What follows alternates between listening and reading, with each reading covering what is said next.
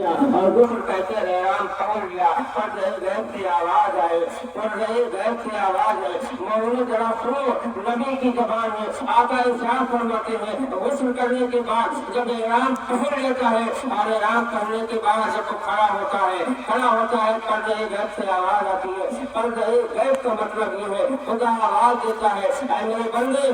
تو نے دنیا کا غسل نہیں کیا ہے گویا کہ تو نے گناہوں کو اپنے سارے کے سارے دھل لیا ہے جب تک تو پیدا ہوا تھا تو نے گناہ کیے ہیں اس کے بعد وہ چلنے کے بعد نبی ارشاد فرماتے ہیں مدینے پہنچا مدینے سے چلا مکہ پہنچا مکہ کے بعد خانہ کعبہ کا طواف کیا خانہ کعبہ کا طواف کرنے کے بعد صفا مروہ کی صحیح کی صفا مروہ کے ساتھ صحیح کرنے کے بعد سر کے بال منڈوانے کے بعد احرام اتارا حج بیت اللہ احرام اتارا آج کے دن قریب آئے احرام پہنا اور احرام پہن کے سب کچھ کیا اس کے بعد مینا کے میدان میں گیا 5 وقت کی نماز پڑھی مینا کے میدان سے روانہ ہوا اور رات میں ٹھہرا وقوف عرفہ کیا شام کو روانہ ہوا مزدلفہ ٹھہرا مزدلفہ میں ٹھہرنے کا مرتبہ میں آپ کو بتا دوں اللہ مزدلفہ کو رات جو ٹھہرتا ہے نبی ارشاد فرماتے ہیں شب قدر اپنی جگہ شب برات اپنی جگہ شب معراج اپنی جگہ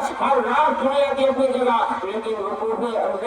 وقوف مزدلفہ یعنی مزدلفہ کی رات اپنی جگہ ہے اس کا کوئی مقام نہیں ہے مقامات ٹھہرنے کے بعد مینا میں آیا مینا میں آنے کے بعد اس نے قربانی کی کنکری ماری خانہ کعبہ کا طواف کیا خانہ کعبہ کا طواف کرنے کے بعد 10 کو طواف کیا 12 کو ارکان ادا کیا 13 کو ارکان ادا کیا اور جب مکے سے روانہ ہوا جب مینا کا میدان چھوڑا تو رب ارشاد فرماتا ہے اے میرے بندے تو جا رہا ہے لیکن ایک بات سنتا جا تو نے سارے محنتیں کی ہیں تو نے مشقتیں اٹھائی ہیں تو نے تکلیفیں کی ہیں جا میں نے تجھے ایسے ہی کعبہ صاف کر دیا جس طریقے سے بچہ ماں کے پیٹ سے پیدا ہو کر کھانا کھاتا ہے یہ حاجیوں کا مرتبہ ہے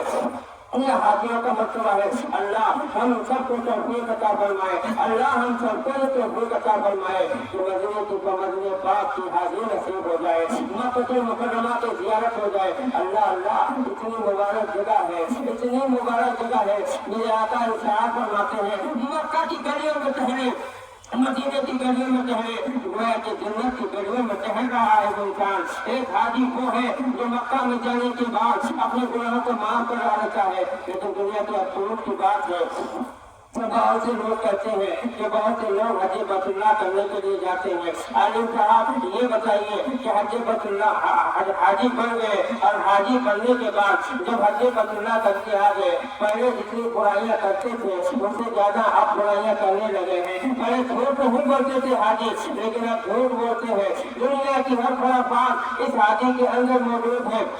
میرے کام سے سنیے اللہ کی نبی نے جہاں یہ وعدہ کیا ہے کہ حاجی نیک بن کر آتا ہے حاجی اچھا بن کر آتا ہے وہی نبی نے یہ بھی ارشاد فرمایا ہے بعض وہ ہے جن کا حق قبول ہو جاتا ہے اور بعض وہ ہے جن کا حق قبول نہیں ہوتا ہے صحابہ عرض کرتے ہیں حبیبی یا رسول اللہ صحابہ عرض کرتے ہیں حبیبی یا رسول اللہ اس کی نشانی کیا ہے کہ حق قبول ہوا یا نہیں ہوا میرے آقا ارشاد فرماتے ہیں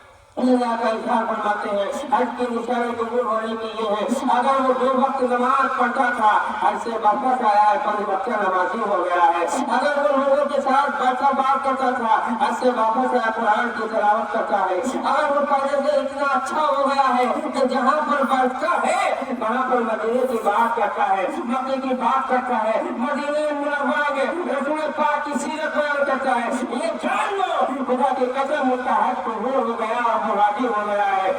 لیکن جو حج کی برائی کرتا ہے میرے آقا نے کیا فرمایا صحابہ نے عرض کیا حبیبی یا رسول اللہ اتنے لوگ کنکری مارتے ہیں کہ وہاں تو کنکریوں کا پہاڑ ہو جانا چاہیے وہاں تو پہاڑ بن جانا چاہیے میرے آقا ارشاد فرماتے ہیں پہاڑ کس لیے نہیں بنا تمہیں معلوم ہے اور کس کا حج قبول ہو گیا اس کی کنکری پھڑتے اٹھا کر اسے آگے میں خدا کی بارگاہ میں پیش کرتے ہیں اور جن کا حج قبول نہیں ہوا ہے ان کی کنکری آج تک وہاں پر پڑی رو رہی ہے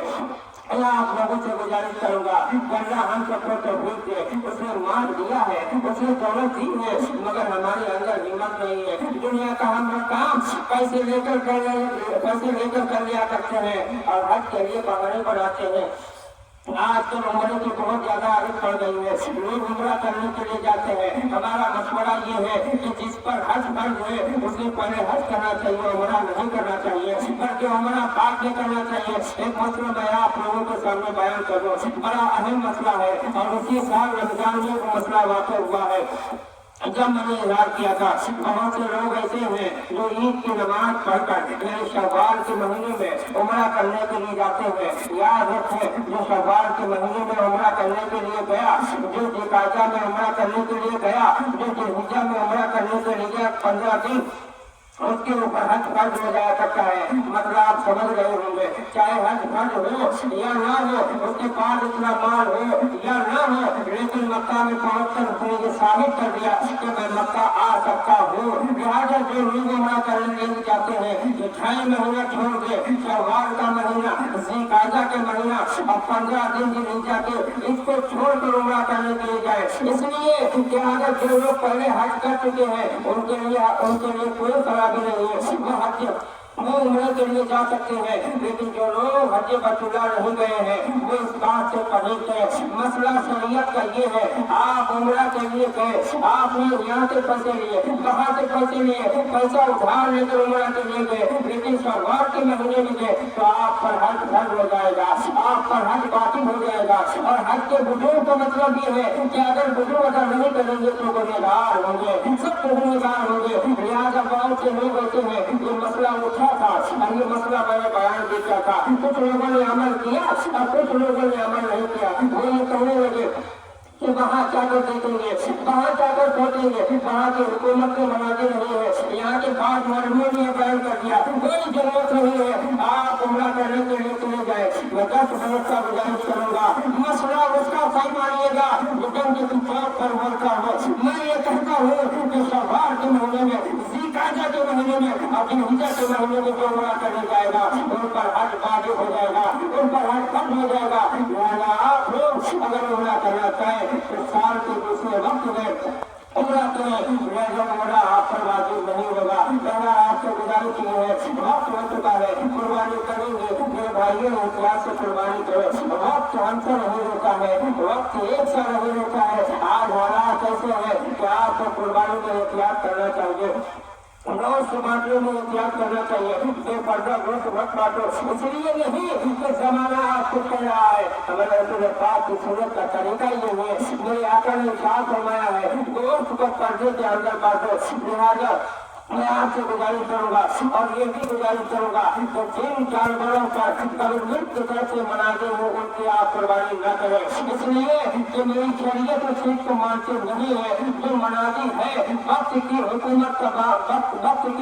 کا قانون پر عمل کیا جائے، ان لوگوں نے جو کہا ہے اس قانون پر عمل کرتے ہوئے آپ لوگ